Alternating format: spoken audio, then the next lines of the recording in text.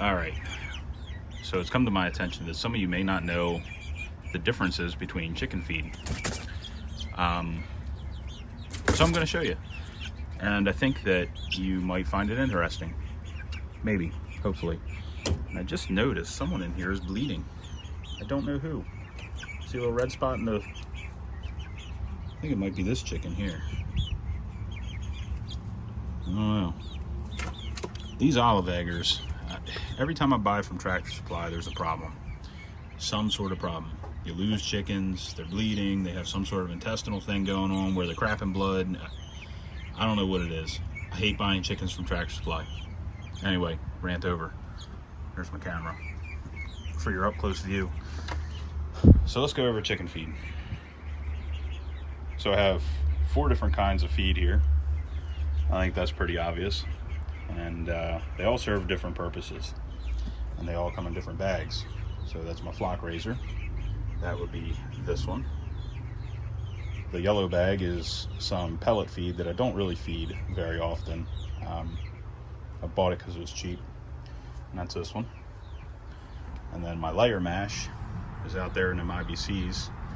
And also in those blue barrels right there. And then here's my corn. And that is in these white bags. So they all have benefits, right? They all have disadvantages. And there's a purpose for all of them. And it's, I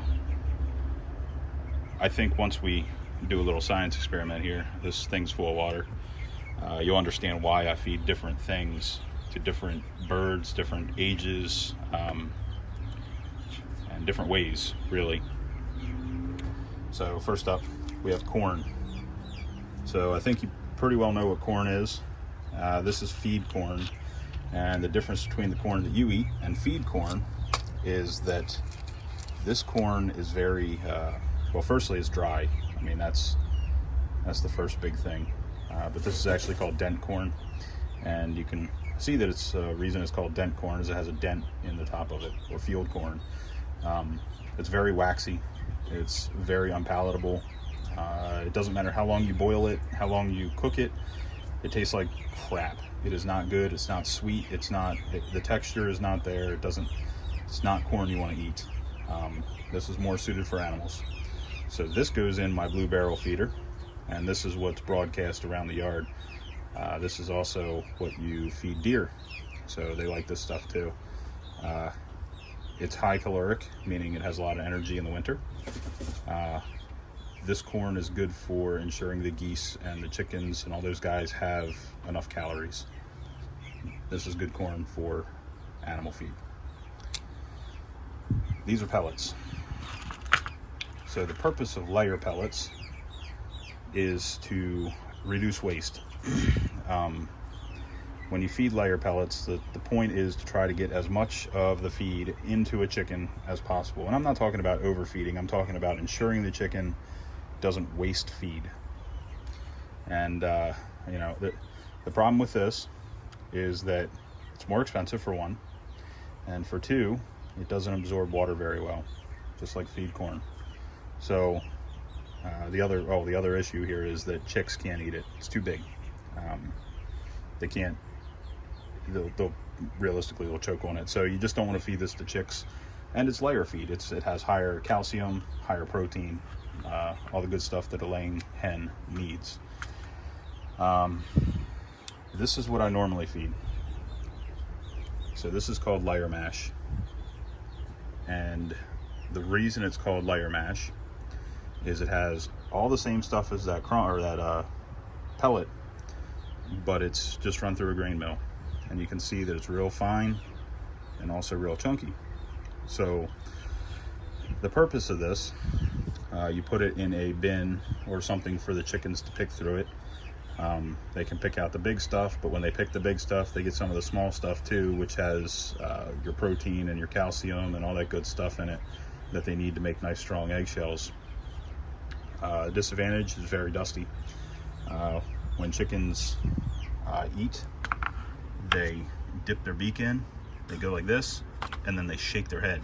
So what happens is when they bite, they often spray feed all over the place like that, right? So you end up with a lot of wastage here. This stuff is not very feed efficient, meaning that it just a lot of waste. There's a lot of waste with this. However, it's easily conveyable, unlike this. So the auto feeders that you have a screw feeder or screw auger, this can move very easily through those conveyors. So yeah, they use this a lot. They also have drop feeders that have kind of like it looks a little bit like one of these. So that'll hang from the ceiling, and it'll have kind of a tube on top that drops feed into it, and it has a cone in the center here, and it all comes out around, and you can meter how much feed is going out to the chickens, so you have a lot less feed wastage. And they actually, it's, from what I understand, it's a split between this kind of layer mash and this stuff here, which is crumble or crumb.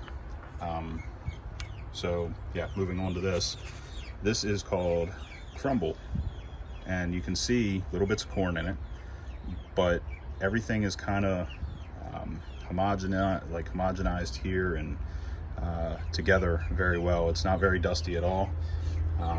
And from what I can gather, the way they make this is actually, to me, it looks like the screenings of this. So it looks like they pelletize it or wet it, then extrude it and crumble it. That's what it looks like to me, because you see little round pieces in there and stuff. So this is good for chicks. They take it very well. They don't waste a whole lot of it, to some extent.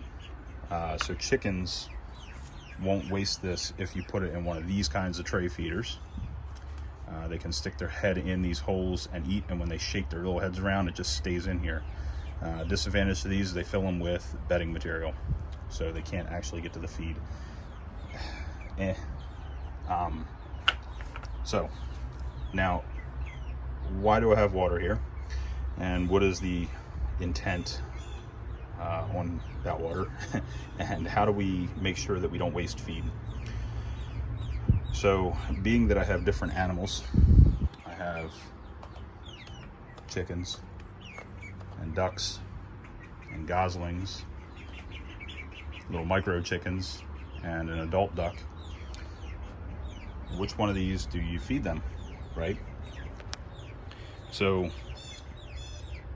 you don't feed them feed corn, because for one, they're too small, except the adult duck over there who's recovering, and it doesn't do a whole lot good for recovery. Think of it like eating Twinkies or brownies, right? They're yummy, they have a lot of calories, but they make you fat and they don't make you feel good, right? That's what feed corn is. It's good for winter feed and treating. Layer pellet has all the stuff in it for laying hens and laying ducks. You don't want to feed this unless you're feeding to laying birds. Layer mash, same deal, different form. Don't feed it to chicks or small animals because of its content. A lot of protein, a lot of calcium to help them produce those eggs. This is ideal because it's small, easily wettable, and we'll get to that in a minute. And you can feed it to a bunch of different birds. So the benefit here is this flock raiser actually has a lot of niacin in it as well, which is critical for baby waterfowl. Without niacin, they get nervous system issues, and they kind of, if left gone long enough, they will actually have issues with the nerves in their legs first. They start standing more upright and kind of backwards and falling over, and then they will eventually die if they don't have niacin. So it's important to feed them niacin. Now, you're probably wondering too, where do they get all the niacin from when they're out in the run if you're not feeding them that feed? The answer is grass. So greens, not lettuce. Lettuce is same as corn. It's all water. It doesn't have any nutrients in it, so it's not good to feed that. But clover, grass, any leafy green material that they eat, that's where they get the niacin from. Water hyacinth when I feed them that. But so this is good for baby chicks. You can feed it to waterfowl and chickens and geese and all of it takes it. Now game fowl like guinea hens, they need more they need more protein. They need more protein. They need a little more in the carbohydrate stuff. So while you can feed this, and they generally do okay, it's once you release them out into the field that they're doing better. They do sell game fowl feed, but I'm not raising enough guineas to really justify doing game fowl feed. They'll be okay on this. They're doing just fine. And once they get out into the field, they'll get all the stuff they need to finish growing. So you can see I'm washing eggs here. I got probably 150 eggs in here, and I got people picking up tomorrow. But so let's wet these, and let's look at the properties of these when I wet them. And you'll see very quickly why I wet them, how it reacts to being wetted, and how fast it takes up water. So we're going to start with the corn here. I think it's going to be pretty obvious why I don't wet corn. And the answer, as you can see, is because it doesn't actually absorb any stupid water here. It does a little bit, but not enough to justify wetting it and feeding. Moving on to the pellet feed. So wetting this is kind of like stupid, and the reason it's stupid is because why would you buy pellet feed to wet it? The purpose of pellet feed is to be pellets, right? So kind of the same as corn. It doesn't really, I mean, it's getting softer, you can feel it, but this is going to take, it takes a while to become it takes a while to be wetted down and actually become mush. So not really that great for wetting. So this is what I put into the goat trough in the run to feed the ducks at night and the geese, and I spray it with the garden hose. Now this doesn't take up water as fast, but it takes up water fast enough that it becomes softer. So you can see here that the light stuff is floating on the top. There's a lot of sticks and crap in here. But you can see here it's kind of getting to be mush. There's a lot of like talc type stuff floating in here. And we'll come back to these, as you know, in a few minutes here and see how they're doing after a bit. But you can see it's kind of turning into a porridge type of stuff, which is ideal. So let's move on to the crumble.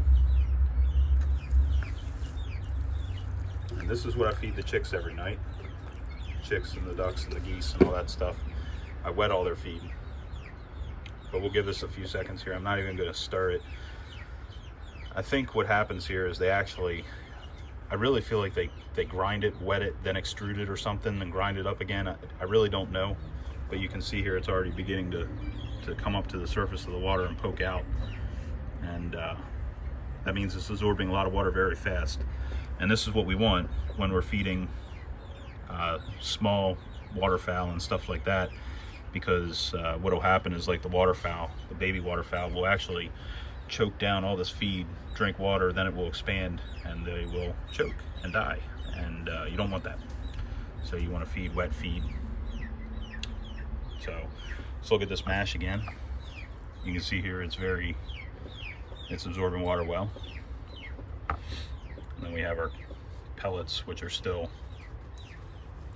pelletized and kind of useless. And our corn, which hasn't absorbed anything. So, right, good for babies, good for fermenting your feed, good for pellet form, and good for treats.